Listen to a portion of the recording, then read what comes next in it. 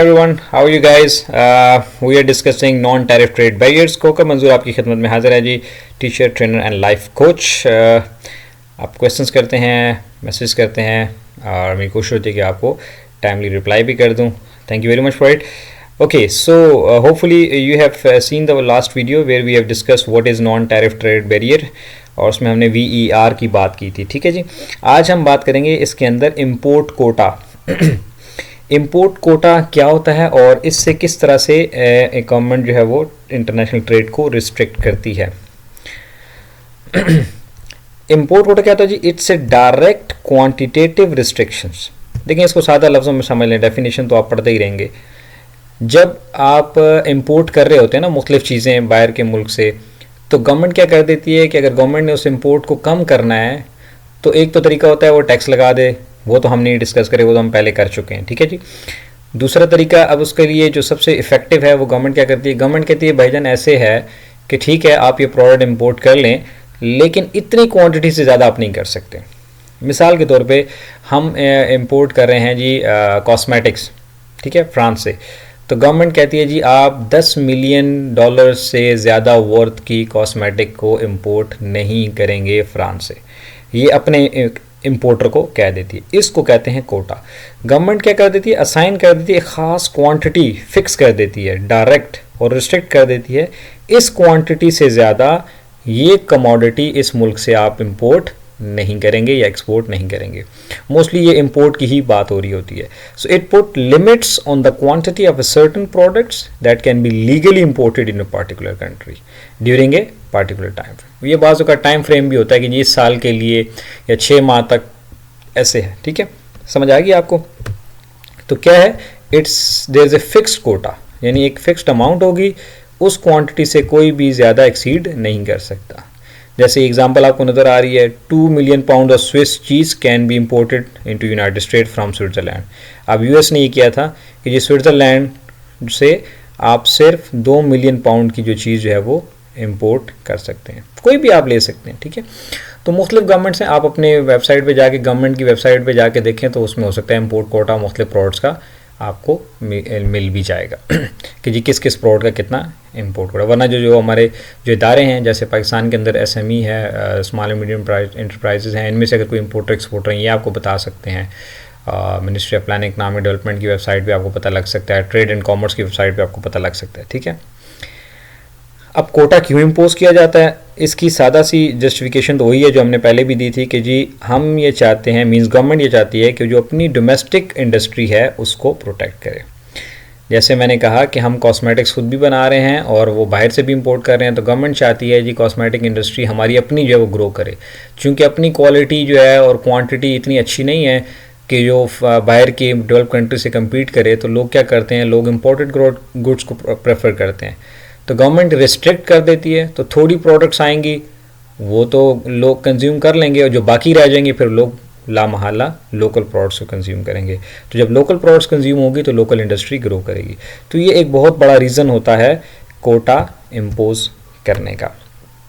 इसके क्या रिजल्ट्स हैं, इसके बहुत सारे इकोनॉमिक वेरिएबल्स के बहुत सारे रिजल्ट्स आ सकते हैं। प्राइस के ऊपर इफेक्ट आता है क्योंकि आपकी जो प्राइस है वो कोटा की वजह से वो बढ़ जाती है, क्योंकि थोड़ी कमोडिटी आ रही है ना। जब सप्लाई कम हो जाएगी तो क्या हो जाएगा, डिमांड तो उतनी ही है, सप्लाई कम होगी, शॉर्टेज क्रिएट हो जाती है अपेरेंटली, तो शॉर्टेज की वजह से प्राइसेस बढ़ जाती हैं। टर्म्स ऑफ ट्रेड थोड़े बेहतर हो सकते हैं क्योंकि अब आप इंपोर्ट कम कर रहे हैं और एक्सपोर्ट आपकी उतनी ही है फॉर एग्जांपल, तो आपकी जो टर्म्स ऑफ ट्रेड है वो बेहतर हो जाती है। अब ये टर्म्स ऑफ ट्रेड पे हमने ऑलरेडी एक वीडियो बना चुके हैं, आप डिटेल में फिर देख लीजिएगा कि कैसे कैलकुलेट होती है और क्या है। बैलेंस ऑफ पेमेंट पे क्या इफेक्ट आएगा, ऑब्वियसली अच्छा इफेक्ट आएगा क्योंकि आपकी जो इम्पोर्ट है वो कम हो गई है और तो उससे क्या होगा, आपकी जो पेमेंट की अमाउंट है वो थोड़ी हो जाएगी, तो आपका balance of payment is good. उसका जो रिसीट्स हैं वो उतनी ही रहेंगी और पेमेंट्स का साइज़ जो है वो कम हो जाएगा। अच्छा जी, अब इसको थोड़ा सा ग्राफिकली देखते हैं। अब इसको ज़रा अपने बड़े गौर से समझना है। ठीक है कोशिश करेंगे कि पॉइंट को अपने पास लिखते चले जाएं। ये हमारी है सप्लाई कर्व, ठीक है, ये है हमारी डिमांड कर्व, ये ब्लैक वाली, ठीक है, dy/dx। ये है हमारी करंट सिचुएशन, ठीक है, किसी भी प्रोडक्ट की मुल्क के अंदर ये प्राइस है, ये हमारी सप्लाई है, उस प्राइस के ऊपर हम 10 यूनिट प्रोड्यूस कर रहे हैं और इसी प्राइस पे ये हमारी डिमांड है 70। तो 70 is the demand, 10 is the supply.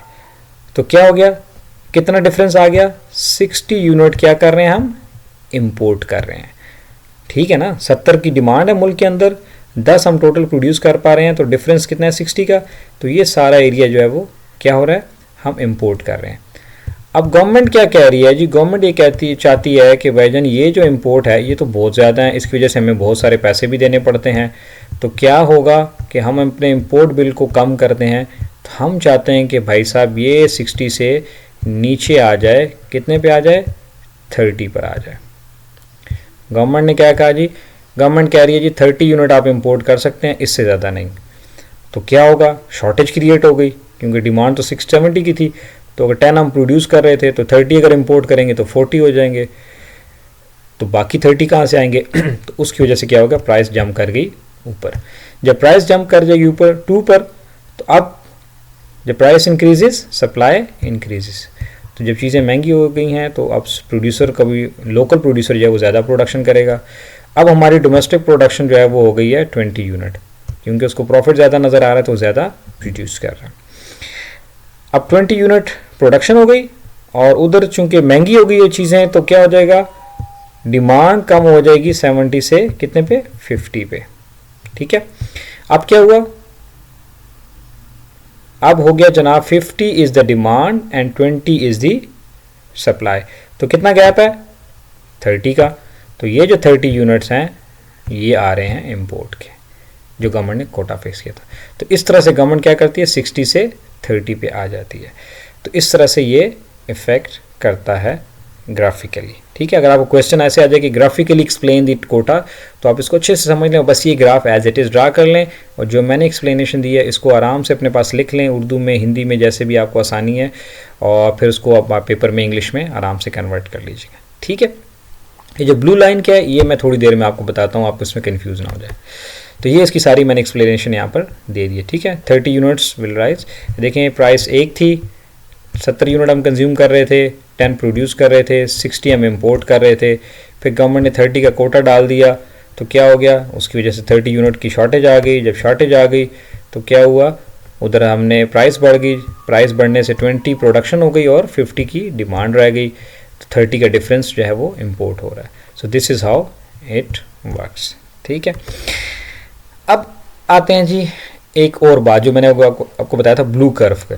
अब अगर फ़र्ज़ करते हैं कि 30 तो हम इंपोर्ट कर रहे थे, लेकिन 30 इंपोर्ट करते करते क्या हुआ कि इसी दौरान एकदम से डिमांड कर्व शिफ्ट कर गई, यानी एकदम से मुल्क के अंदर मज़ीद डिमांड बढ़ गई।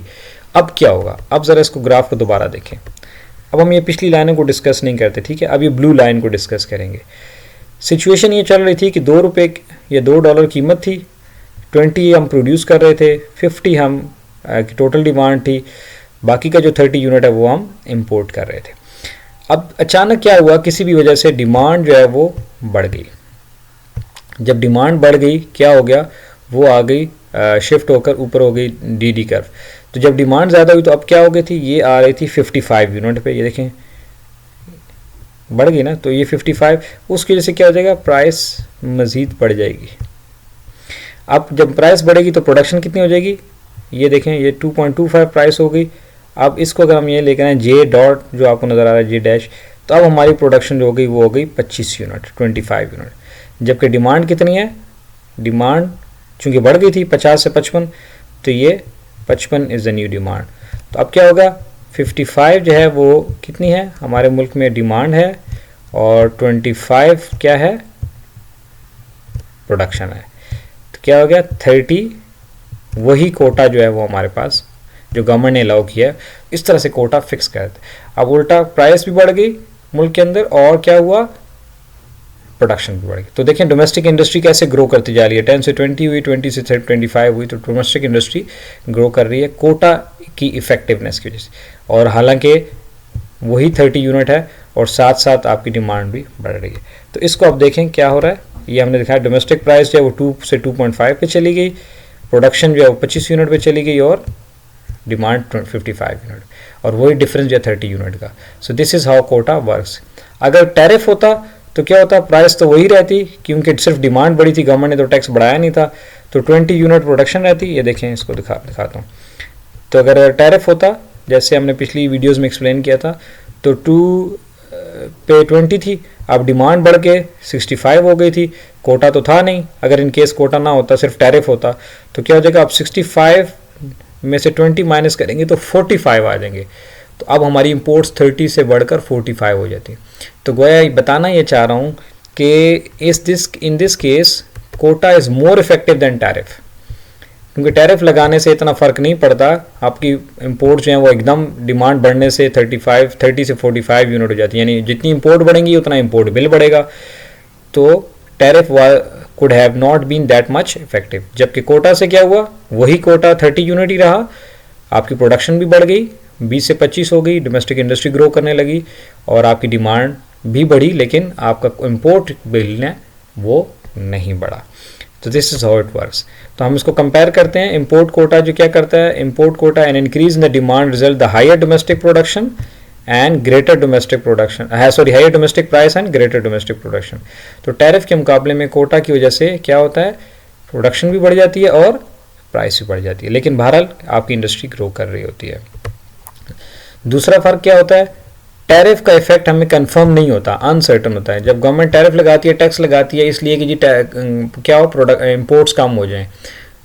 मिसाल 10 रुपये की कीमत थी, 2 रुपये टैक्स लगा दिया, 12 रुपये हो गई, तो अब क्या होगा, गवर्नमेंट एक्सपेक्ट करती है कि चीज़ें महंगी हो जाएंगी तो लोग कम खरीदेंगे, लेकिन कितना कम खरीदेंगे ये डिपेंड करता है इलास्टिसिटी ऑफ डिमांड पे, जिसको एग्जैक्टली कैलकुलेट करना आसान नहीं होता। जबकि कोटा का सिंपल तरीका है, गवर्नमेंट चाहती है कि जी अभी 50 यूनिट इंपोर्ट हो रहे हैं, cut down to 30 unit, that's it, simple.